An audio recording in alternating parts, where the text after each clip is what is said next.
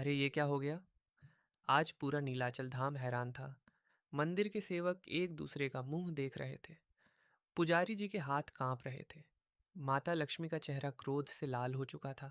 बलभद्र जी हंसी रोक नहीं पा रहे थे और सुभद्रा जी बार बार अपने छोटे भैया को देखकर मुस्कुरा रही थीं। कारण भी कुछ ऐसा ही था।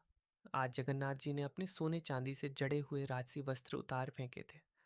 न रेशम था, न मोती थे, न ही कोई चमचमाता आभूषण। उनकी देह पर एक पुराना टेढ़ा मेढ़ा जगह जगह से असमान सिला हुआ कपड़ा था।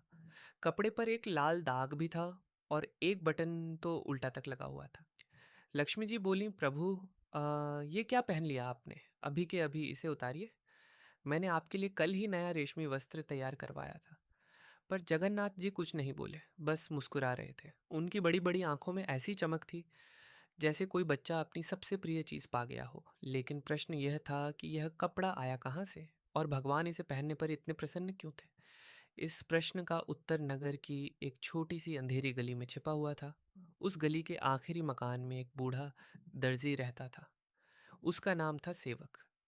उम्र 80 वर्ष से भी अधिक हो चुकी थी। पीठ झुक गई थी, आंखों पर मोटा चश्मा रहता था। हाथ इतने कांपते थे कि सुई में धागा डालने में कई मिनट लग जाते थे। पत्नी वर्षों पहले संसार छोड़ चुकी थी। बच्चे अपने अपने जीवन में व्यस्त होकर दूर शहरों में बस गए थे। अब उसके पास बची थी केवल एक पुरानी सिलाई मशीन और दीवार पर टंगी जगन्नाथ जी की छोटी सी तस्वीर। कभी पूरा नगर उसके हुनर का दीवाना था। राजा के मंत्री तक अपने वस्त्र उसी से सिलवाते थे। लेकिन समय बदल चुका था। अब सिलाई टेढ़ी हो जाती थी, कपड़ा गलत कट जाता था, बटन सीधी लाइन में नहीं लगते थे। लोग कहते, सेवक दादा, अब आराम करिए, ये काम आपसे नहीं होगा। लेकिन सेवक ने सिलाई छोड़ने से साफ इनकार कर दिया, क्योंकि अब वह लोगों के लिए नहीं, अपने ठाकुर के लिए सिलाई करता था। हर रात जब पूरा नगर सो जाता, तब सेवक अपनी पुरानी मशीन के सामने बैठ जाता। दीपक की हल्की लौ जलती रहती और वह भगवान जगन्नाथ के लिए कपड़े सीता रहता। कभी छोटी धोती बनाता, कभी अंगवस्त्र, कभी पगड़ी, कभी उत्तरीय। समस्या यह थी कि उसने कभी भगवान की मूर्ति को पास से देखा ही नहीं था। वह केवल दूर से दर्शन करता था।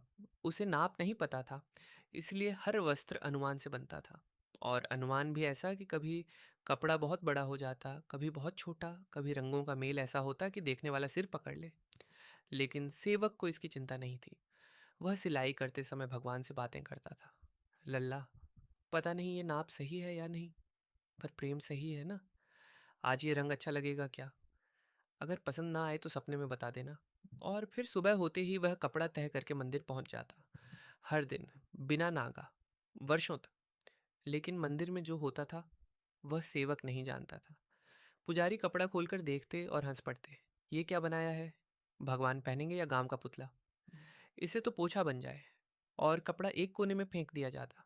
कभी कभी सचमुच उससे सफाई तक कर ली जाती, लेकिन सेवक को कुछ पता नहीं था। वह अगले दिन फिर प्रेम से नया कपड़ा लेकर पहुंच जाता। ऐसे ही 12 वर्ष बीत गए।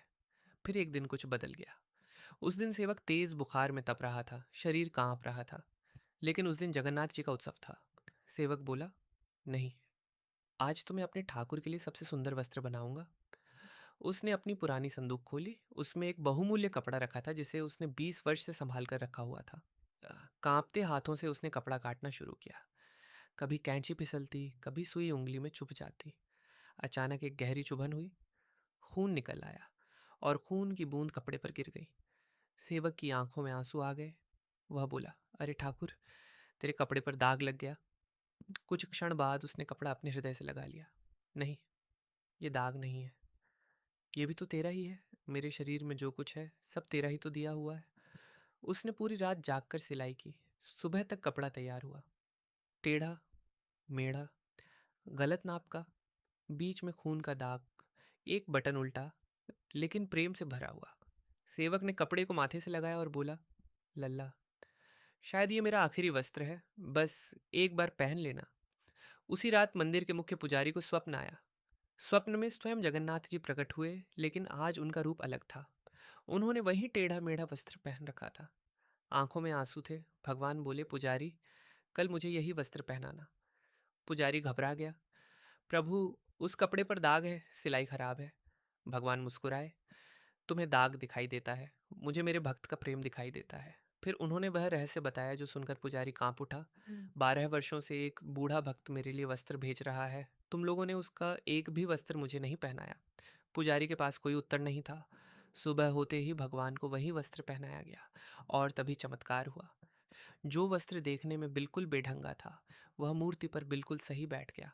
ना बड़ा, ना छोटा, ना ढीला, ना तंग, मानो भगवान के लिए ही बना हो। पूरा मंदिर स्तब्ध रह गया।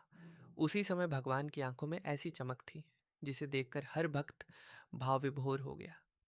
शाम को सेवक को मंदिर बुलाया गया। जब उसने अपने ठाकुर को अपना सिला हुआ वस्त्र पहने देखा तो उसके आंसू रुकने का नाम नहीं ले रहे थे। वह बार बार कह रहा था, मेरे लल्ला, तूने सच में पहन लिया। और तभी उसके हृदय में एक मधुर आवाज गूंजी, सेवक, दुनिया को तेरी सिलाई टेढ़ी दिखती है, मुझे तेरी भक्ति सीधी दिखती है। दुनिया को दाग दिखता है, मुझे प्रेम दिखाई देता है।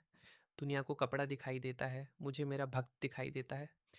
उस दिन पूरे मंदिर ने एक सत्य सीखा। भगवान को रेशम नहीं चाहिए, भगवान को सोना नहीं चाहिए, भगवान को हीरे मोती नहीं चाहिए, उन्हें चाहिए केवल प्रेम। क्योंकि प्रेम से दिया गया सबसे साधारण उपहार भी भगवान के लिए संसार का सबसे अनमोल खजाना बन जाता है। और शायद इसी कारण आज भी जगन्नाथ जी अपने भक्तों की भेंट का मूल्य उसकी कीमत से नहीं, उसके प्रेम से आंकते हैं। जय जगन्नाथ।